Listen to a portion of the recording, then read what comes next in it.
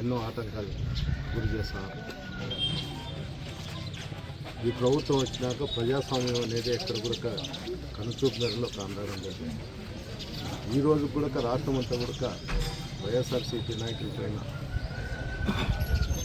కూటమి ప్రభుత్వం ఏర్పడినాక అందరిపైన దాడులు జరగడం జరుగుతుంది. విచిత్రం ఏమిటంటే తాడిపత్రిలో పోలీస్ అధికారులు గ్రామంలో ఉండేటువంటి ముఖ్య నాయకులను అందరినీ కూడా గ్రామాలలోకి రావాకండి, మీరుంటే ల్యాండ్ ఆర్డర్ ప్రాబ్లం వస్తుందని చెప్తూ అందరినీ కూడా ప్రతి మెత్తనగా అందరినీ కూడా గ్రామాలలోకి నాయకులు రానిపోయింది. దానికి తోడు తాడిపత్రిలో విద్యార్థులు సైతం కాలేజీకి పోతుంటే కృష్ణాపురం 0 రోడ్లో ఎల్నూరు రోడ్లో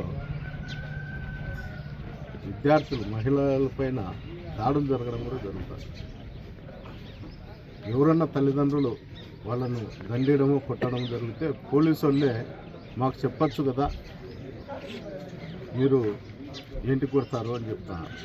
దండించినా కూడా ఈ బంగాకి తాగి తిరిగిపోయి వాళ్ళ ఇళ్ళ దగ్గరకు పోయి తల్లిదండ్రులను కొట్టడము, కత్తిపోట్లతో పొడచడము.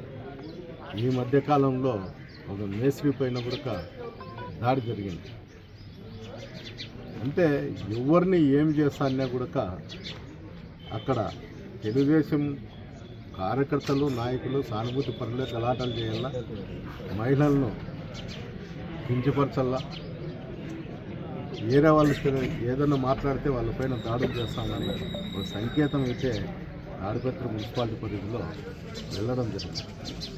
ఈరోజు విద్యార్థులు ఎవరన్నా కానీ కాలేజీకి పిలుచుకోవాలంటే వాళ్ళ తల్లిదండ్రులు వచ్చి కాలేజీ దగ్గర ఇచ్చే పరిస్థితి.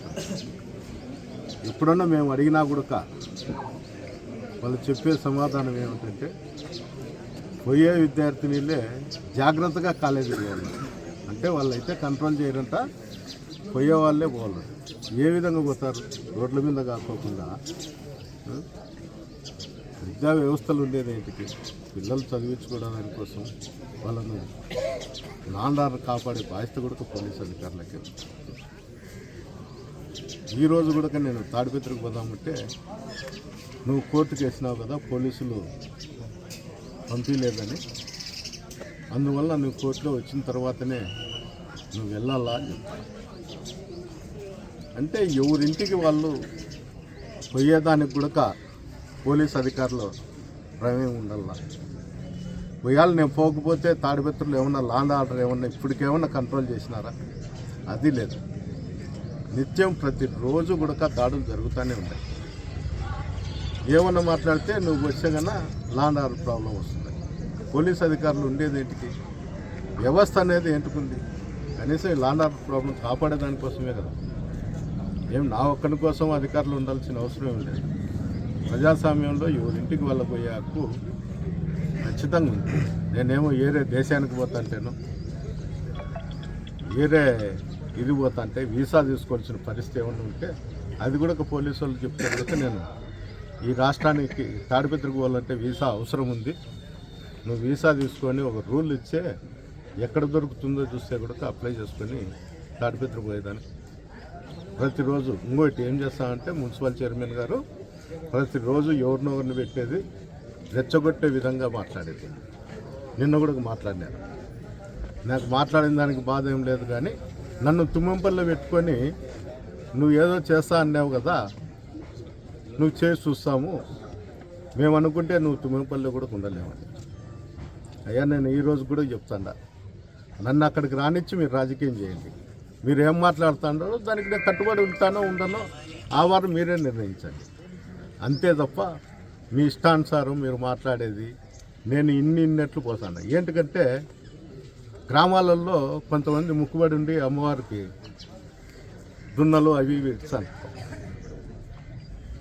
వాళ్ళు ముక్కుబడి తీర్చుకోనప్పుడే అవి చేనులలో ఆడేయడం వేసి ఎక్కువైపు ప్రజల మీదకి దాడి చేస్తుంటే తీసుకుపోయి ఏ టైంలో అంటే ఆ టైంలో దాన్ని బలి చేస్తాను. అట్లా మున్సిపల్ చైర్మన్ కొంతమందికి నిమ్మకాయలు కట్టి బయట ఇచ్చినారు. నేను క్రైమ్ చేస్తానని నేను ఎప్పటికీ చెప్పను, నాకు ఆ అవసరం కూడా లేదు. ప్రజలే తిరగబడి ఏదో రోజు చేసే రోజు వస్తుంది, ఖచ్చితంగా వేచి చూడాలి. ఈరోజు అతను నేను లంచం తీసుకోలే, తాడిపత్రి అభివృద్ధి కోసమే నేను చేస్తాను అంటారు. తాడిపత్రి అభివృద్ధికి చేస్తా అంటే సంతోషమే. మళ్ళా ఎక్కడైనా ట్రస్ట్ పెడితే కొన్ని సంఘాలతో కూడినటువంటి ట్రస్ట్ పెడతారు.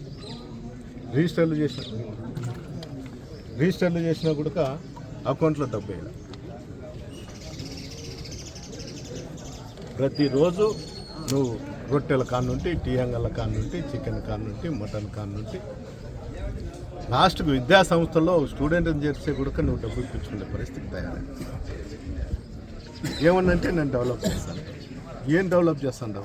నువ్వు అనౌన్స్ చేయి, నేను ఫలానా దానికి ఇది డబ్బు పెడతాడా, ఇద్దో చూడి అని చెప్పి కొంతమంది కులాల పండుగనో లేకపోతే పార్టీల పండుగనో అందరినీ కమిటీ చేసి పెట్టి చెప్పు. అదేం చేయవు, నీ ఇంటికాడ ఉండే వాళ్ళని పెట్టుకుంటావు, ఎంత అంటే అంత డ్రా చేస్తావు. ప్రజలకు చూస్తే నేను అభివృద్ధి చేస్తాను అంటే నీ ముందర, నీ ప్రభుత్వం ముందర, నీ కేసుల ముందర ఎవరు మాట్లాడలేరు, ఏమి చేయలేరు. అందుకని నా ఇష్టానుసారం వసూలు చేస్తా అంటావు. ప్రతిరోజు టేప్ పడతావు, యాదవ్ రోడ్లో పోయి టేప్ పెడతావు. నువ్వు ట్రాఫిక్ నిబంధనలకు ఇంకోటో ఇబ్బందికరం ఉంటే ఫండ్స్ తీసుకురా. ముందు వాళ్ళకి ఏదన్నా ఉంటే కూడా నష్టపరిహారం కట్టించిన తర్వాత నువ్వు ఇటుకు పోతుంది, దీనికి నీకు ఇంత కాంపెన్సేషన్ ఇస్తాండామని చెప్పు. నీకు నచ్చిన ఏరియాలో కొలతలు పెడతావు. ఎవరన్నా వైఎస్ఆర్ సానుభూతి పరులో ఇంకోరో ఉంటే వాళ్ళ మీద దాడులు చేస్తావు, ఇంకోటి చేస్తావు. ఇది ఎంతకాలం సాగదు. ఎప్పుడో ఒక రోజు ఏదో ఒక రోజు నేను తాడిపత్రి అనేది వదిలే ప్రసక్తే లేదు. నేను ప్రతి క్షణం నేను తాడిపత్రికి వచ్చేదానికి ప్రయత్నం చేస్తూనే ఉంటా. ఎవరు ఆలోచన చేయాల్సిన అవసరం ఉంది.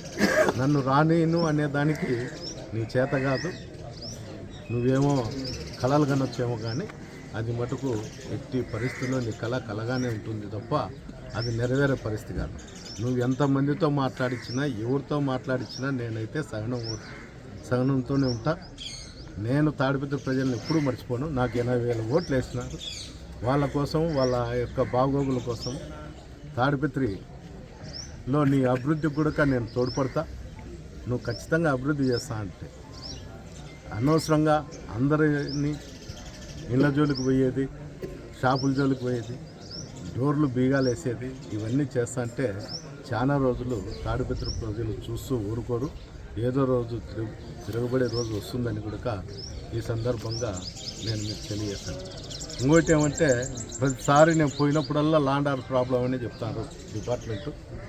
నేను ఖచ్చితంగా కూడా నేను చెప్తున్న పోలీస్ అధికారులకు అందరికీ కూడా దయచేసి సహకరించండి.